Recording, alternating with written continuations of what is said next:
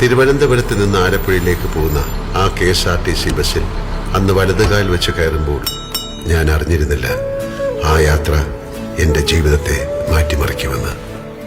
മഞ്ഞിൽ വിരിഞ്ഞ പൂക്കൾ എന്ന സിനിമയിൽ അഭിനയിക്കാനുള്ള അവസരം തേടി പോവുകയായിരുന്നു ഞാൻ.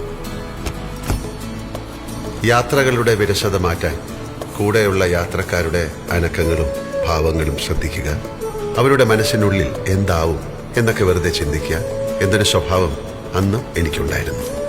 ഒരുപക്ഷെ അതായിരിക്കാം ഞാൻ അറിയാതെ പഠിച്ച അഭിനയകലയുടെ ആദ്യ പാഠം. ആലപ്പുഴ ബസ് ഡിപ്പോയിൽ ഇറങ്ങി നവോദയ സ്റ്റുഡിയോയിലേക്ക് നടക്കുമ്പോൾ ആ ആനവണ്ടിയും അതിലെ മനുഷ്യരും എനിക്ക് ആശംസ പറയുന്ന പോലെ തോന്നി. അഭിനയ പരീക്ഷ കഴിഞ്ഞ് ഞാൻ മടങ്ങിയതും പ്രിയപ്പെട്ട ആനവണ്ടിയിൽ തന്നെ. പോയ ഞാനല്ലായിരുന്നു തിരിച്ചു വന്നത്. പിന്നീടുള്ള മോഹൻലാലിന്റെ ജീവിതം എന്നേക്കാൾ നിങ്ങൾക്കറിയാം.